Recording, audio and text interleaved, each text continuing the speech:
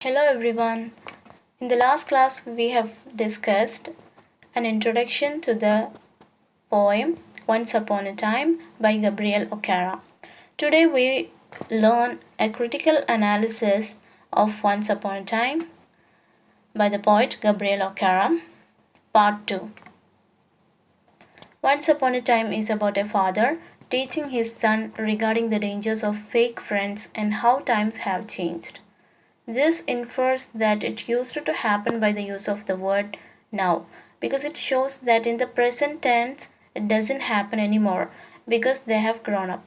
The poet also signifies an emotion of disappointment and that he wished he had learned earlier on how to put on a fake smile and deal with people that don't want to be his friend. The main speaker in the poem regrets about a time in the speaker's life when people were sincere and caring in their dealings. So, the poem is a conversation between the father and his son. The father teaches his son about how the time has changed and the change in the behavior, behavior, and character of the people. That once the people were so sincere, loving, and caring with each other, but now there are fake friends around us. That the poet is trying to remind his son what it used to happen before and what is happening now at present. That is, the difference is making the poet to speak about the poem.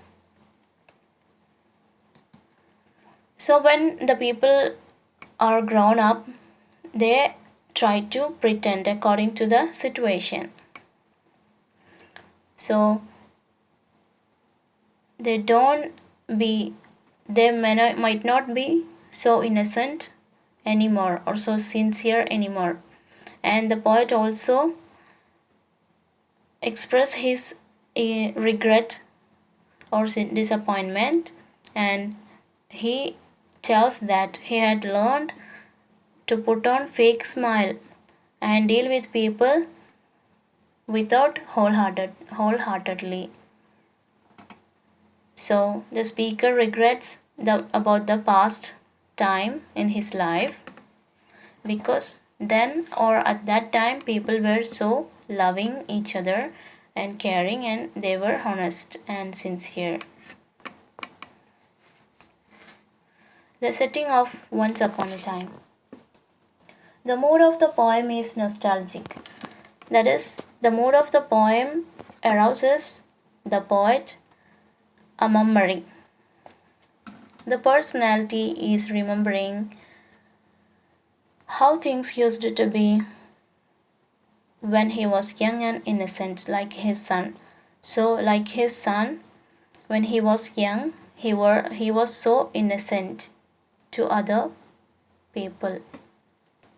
He remembers it. The poem highlights the guilt and resentment an African man feels for himself to accept the culture of the Westerners. So the African man feels indifferent to accept the culture of Westerners. That is, he feels guilt for accepting the culture of Westerners, that his character and his culture has changed a lot due to the influence of Western culture. He noticed a marked change in the attitude of his people. So, the attitude of people was not like that of before. Those who were once so genuine, warm, and sincere have now suddenly turned cold and hostile towards him. So, the people in the past were so genuine, so truthful or honest, and they were so warm when meeting and sincere, but they have turned cold or turned hostile or see the other people as enemy towards the poet. That is, the poet recollects. The poet's use of a childlike lexical field contradicts the poem's morals about growing up. So the poet is reminding that when the people or the man becomes grown up, man when the man grew up, he tried to act or behave according to the occasions.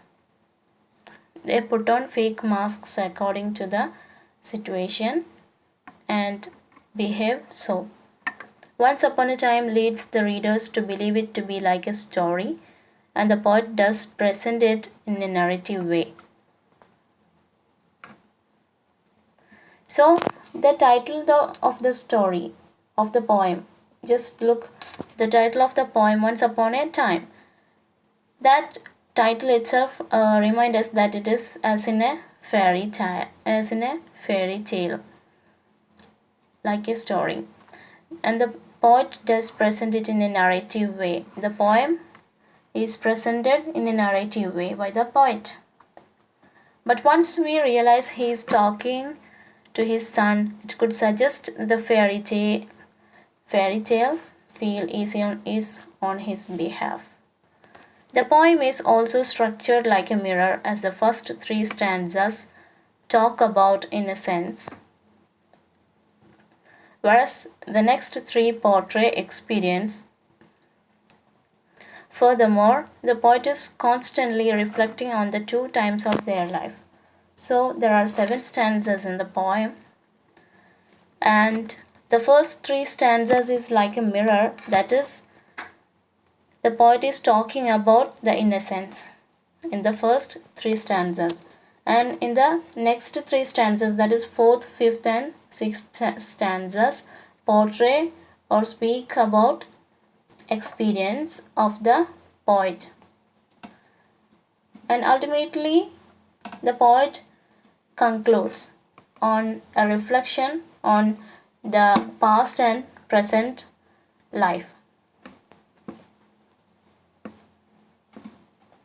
Critical analysis of Once Upon a Time. The poem received sneering criticism after its release. Furthermore, the poet is constantly reflecting on the two times of their life. The speaker's expression of the adult society is extremely negative. So the speaker has a opinion or comment that the adult society is extremely negative, not positive. That is, the childhood is totally of innocence, but adulthood is fully of or completely of negative. The poet industriously portrayed how the harsh view of society is actually what he resents about himself. So the society is so harsh, and this implies his child may not be very young, as they don't want to see the bad in their parents, but we know he still has innocence. This wants to return to the beginning of poem, shows how the poet is desperate to not let him end this way, yet it is at the end of the poem that he wants to return to the start. At the end of the poem, the speaker wants to return to the start of his life. This circular structure imitates how many people want to be older when they are young, but want to be young when they are older. So the structure imitates, that is, when we are a child, we want to become old. We want to be older, or we want to reach the age of youth. But when we reach the older age, or when we become old, we want to return to our young age. When we become older, we want to return back to our young age. Stanza 1. Once upon a time, son, they used to laugh with their hearts, and laugh with their eyes, but now they only laugh with their teeth, while their eyes block cold eyes behind my search behind my shadow.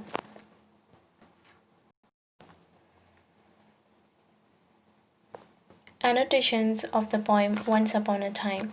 In the first stanza of the poem tells of the conversation between what seems to be a father and a son, where the father wants to learn from his son how to go back to normality and no longer fake. So the father doesn't like to pretend or doesn't like to put on mask or fake masks according to the uh, occasions. The poem starts by the father telling his son how the people used to laugh with their hearts. So the father speaks to his son that the people used to laugh with their hearts before in the past. In the old days, people used to laugh with their hearts, not only with their teeth. If someone is smiling only with teeth, that is without heart, that is just pretending that the man is smiling or the man is happy, but inside the man might not be happy. But in the old days, people used to laugh sincerely or wholeheartedly, but it is no more seen at present. That is the regret or disappointment of the speaker. Also, this description in the poem gives the impression of genuine emotion given off by the people.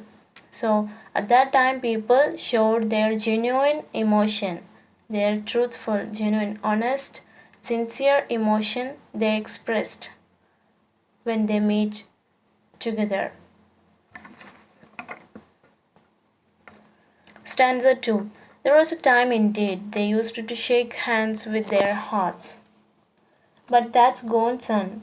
Now they shake hands without hearts, while their left hands search my empty pockets. Stanza 2 of the Gabriel Okara poem then reveals more of the past when it is said that they used to shake hands with their hearts. Again, this image reveals true and genuine emotion.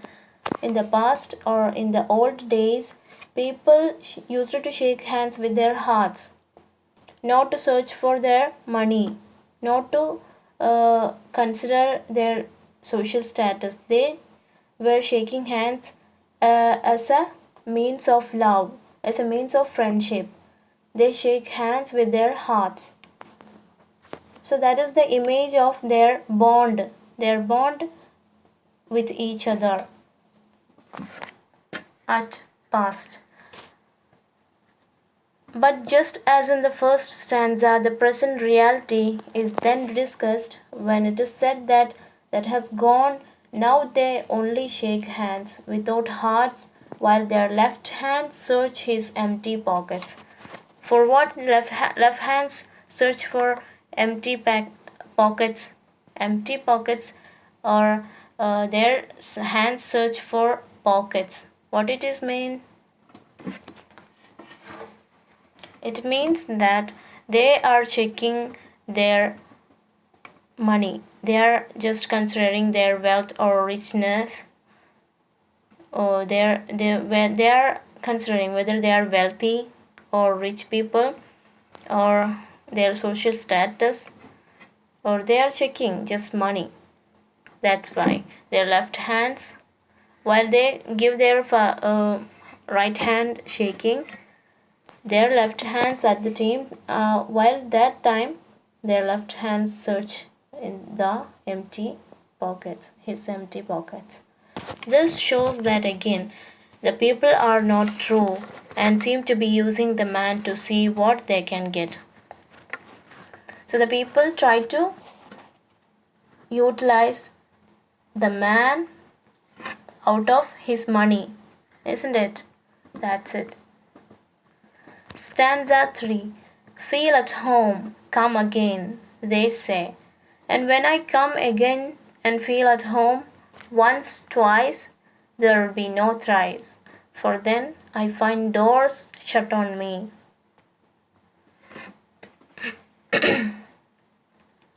Stanza 3 of the poem starts positive with the phrases feel at home, come again, but then goes on to say that he will come again once, twice, but there will be no more thrice, for the I find doors shut on me. This shows that the people lie when they say the positive phrases, and after a few visits, they have all that they want from the man. So the people invite guests once, twice. At that time, they utilize that person to the maximum, and after the use of that man is over, they shut the doors on that person, and that is why the speakers say there is no more thrice. The third time, the man is not welcomed. The man is not invited or welcomed or greeted, because that man is will be utilized by the people at home. Their falseness is reflected in the language they use. The first three stanzas outline the speaker's perception of changing culture and attitudes and values in his country. So, in Africa, the first three stanzas, the speaker perceives or expresses his perception of how his native country's culture has changed, the change of the culture in his country, and the influence of Western culture upon his country, and the change of attitudes and values of people that happened at present. Stanza 4. So I have learned many things, son. I have learned to wear many faces, like dresses: home face, office face, street face, host face, cocktail face, with all their confirming smiles, like a fixed portrait smile.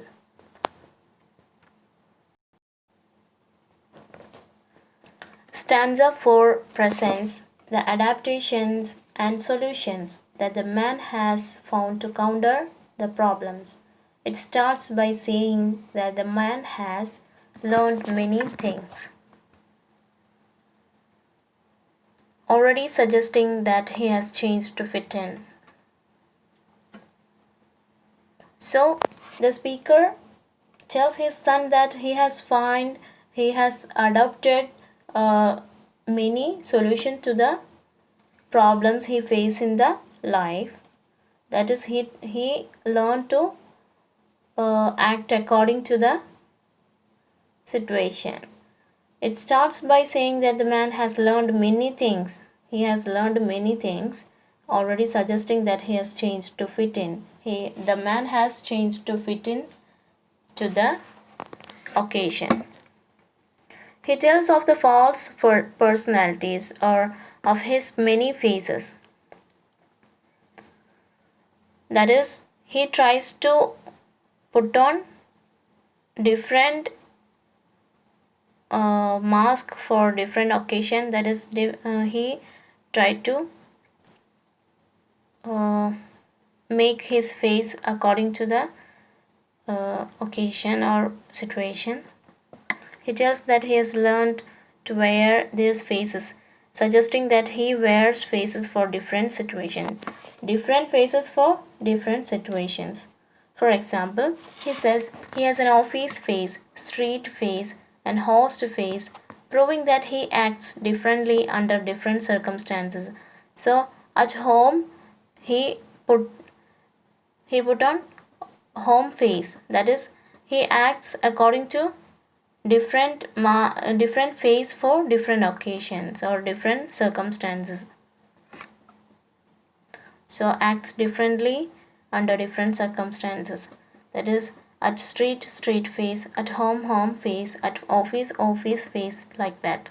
He then adds that they have confirming smiles like a fixed portrait.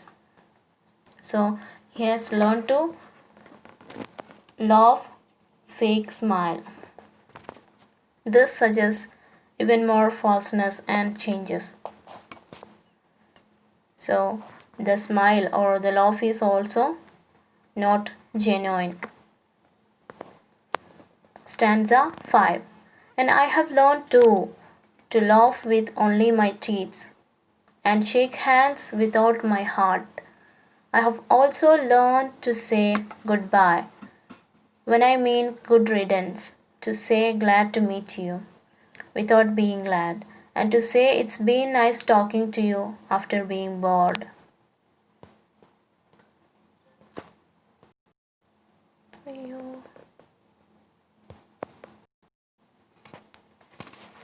Stanza 5.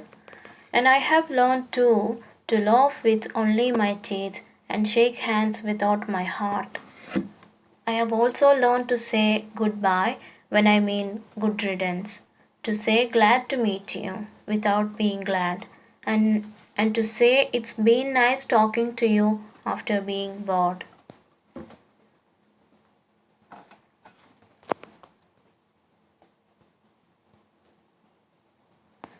He also has become adept at the heartless and handshake and hollow toothy smile. So the speaker tried to say that he used to laugh with only teeth, not with heart. The man has learned to laugh with just only teeth, not heartily. Plus he knows how to deceive people with his farewells. When he say goodbye to the people, that means good riddance, but he is saying farewell to the people and welcomes and false politeness. So when the people say glad to meet you, that means that they get bored. That's why they say glad to meet you. It's nice talking to you. That's all false politeness. So they say, oh, it's nice talking to you. Glad to meet you. This all they get bored. That's why they say it's nice talking to you. Basically, he is saying that he has become an integral part of this new culture. It's been quite an education for him.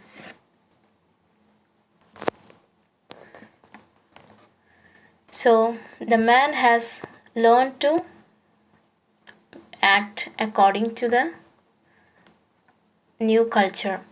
So their native African culture has changed a lot. That's why this has affected the man a lot. The new culture has affected the speaker a lot. His lifestyle or his character or attitude or behavior has changed a lot.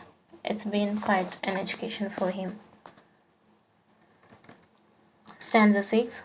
But believe me, son, I want to be what I used to be when I was like you. I want to unlearn all these muting things. Most of all, I want to relearn how to laugh. For my laugh in the mirror shows only my teeth like a snake's bare fangs. But he is not happy being conformist. He is not happy to act like this, or he doesn't like this pretending according to the situation. He doesn't want to learn like this, or he doesn't want to adopt that new culture. He wants his old culture, that is African culture. He is not happy with this new culture. That is, he is not happy or satisfied with this new culture. He wants to regain a former innocence the youngster still holds. So the young people or the children holds this innocence. That's the man also or the speaker also wants to regain that innocence. He wants no part of this new culture and all these muting things. He doesn't like this new culture. He want to get rid of all this. That word muting means to deaden in this context. So muting things means to make him dead. He is not living. He is not living living a genuine life. That is, he is just fake. The people are fake at present. What he wants most is to be able to love in innocence again. He likes himself to a he likens or he compares himself to a snake. His teeth hold something toxic, even dangerous. So the speaker also want to be able to love with innocence. That is, they want to love with heart, not with not only with teeth. The man or the speaker or the poet wants to love with heart. That is why he compares him to a snake. That is, or the venom of the snake. That is his teeth. The people's teeth is something toxic or dangerous. That is, they are just fake. That's why the poet speaks like this. Stanza 7. So show me, son, how to love. Show me how I used to love and smile once upon a time when I was like you. So the poet asking his son to learn from the sun how to love with innocence. Show me how I used to love and smile once upon a time when I was like you. So show me how I used to love before in my childhood, the speaker say. And he wanted to laugh or smile once upon a time in his childhood when the poet was like his son. The poet comes clean. He wants the son to show him how to regain this long lost innocence. He wants the son to show him how to regain this lost innocence, how to laugh and smile like in the old days when he was young and carefree. And the culture encouraged openness and honesty, a pure identity.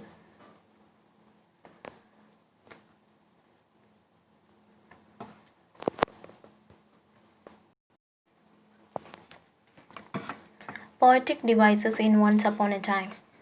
One of the poetic devices used is metaphor, that is the beautiful imagery in the poem.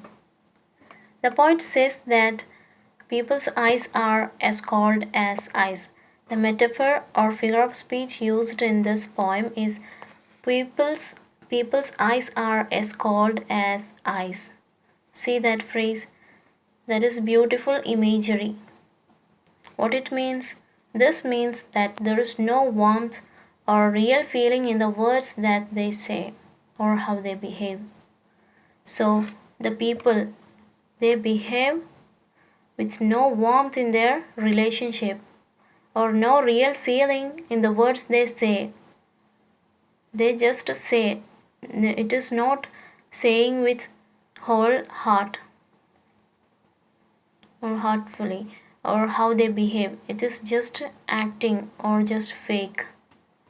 This metaphor literally allows you to visualize a block of ice, cold and unwelcoming.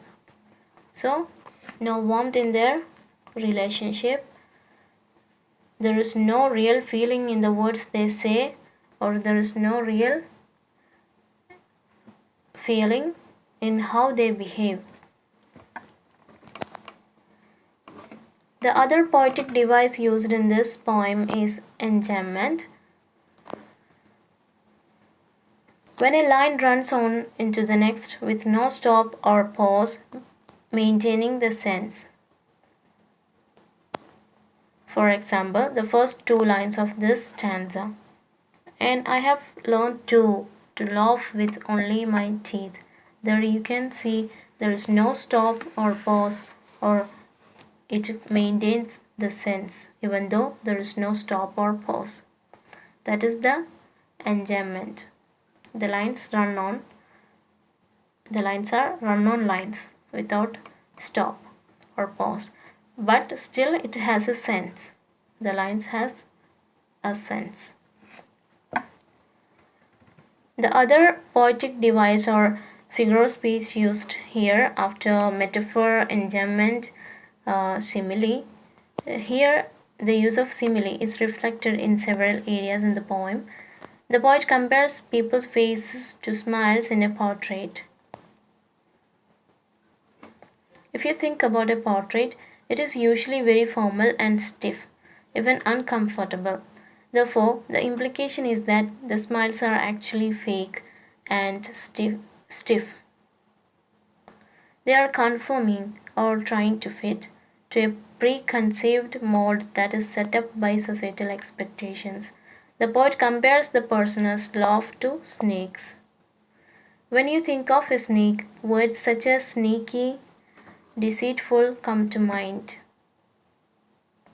So the speaker said in the last stanza that in the sixth stanza that is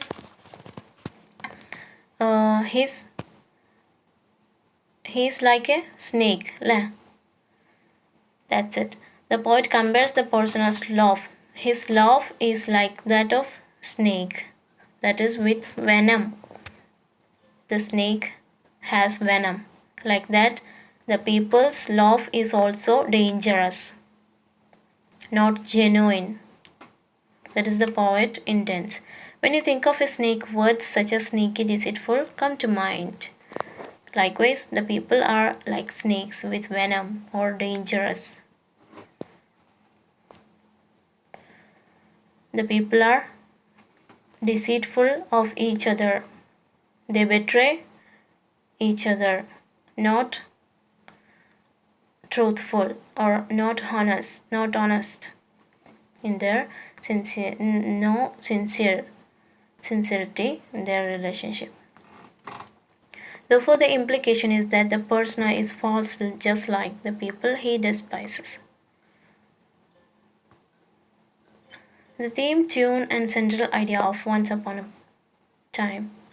The poem has mixed feelings of childhood, regret, and innocence. The child in the poem is a symbol of innocence, purity, enthusiasm, happiness, and genuineness lacking in society. So the society lacks or has absence of this innocence, purity, enthusiasm, happiness, and genuinity.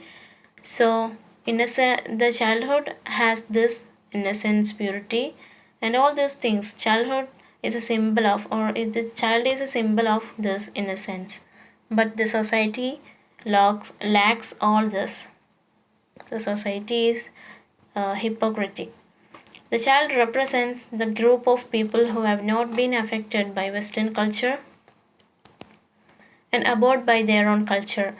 So the adult man or adulthood people were influenced by the Western culture. At the same time, childhood or the child has no affection, has not affected by the culture, by the Western culture. That is, the child has their own native culture. The poet, struck by a sense of self-loathing and regret, turns to his son in his time of need and asks him to help him unlearn whatever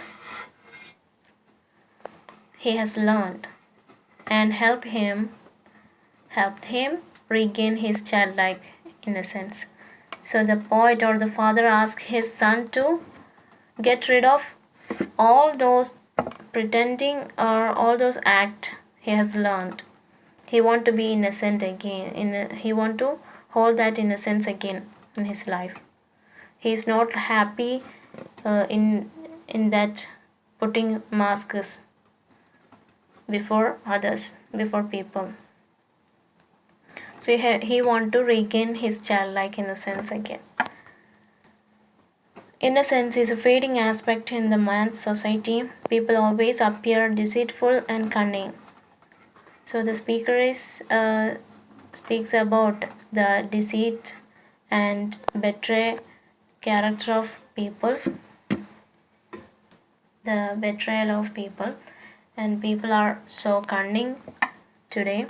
The child, however, is a picture of innocence and acts without any malice, without any hatred towards others and or ulterior motive. So the child acts with innocence. The child has no hatred or enmity or malice to other people. They are just showing their innocence. The child. The man wishes to gain this innocence from his son, though he fails to realize that innocence is not learned, a state of mind. The poet really knows that innocence is not learned, that innocence is a state of mind.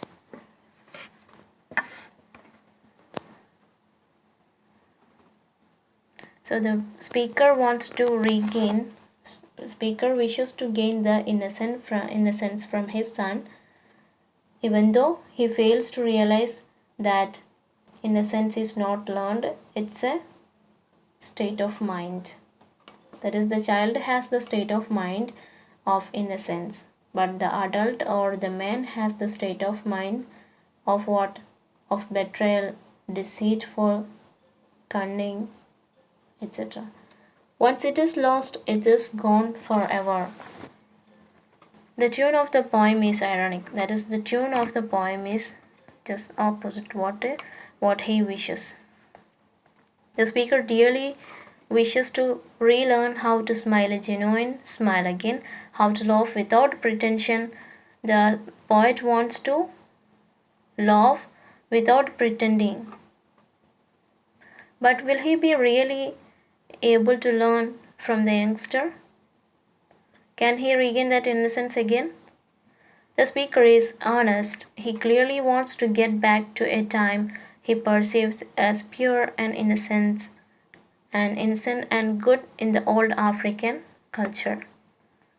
So the poet really honest to follow or to follow his old African culture before the Western values crept and took over. So the poet want to get back to his old culture without the influence of Western values and its dominance over his country or upon his people. Conclusion to the poem. Once Upon a Time highlights the guilt and resentment an African man feels himself to accept the culture of Westerners. He noticed a marked change in the attitude of his people. So there is change in the attitude of people in between the past and the present.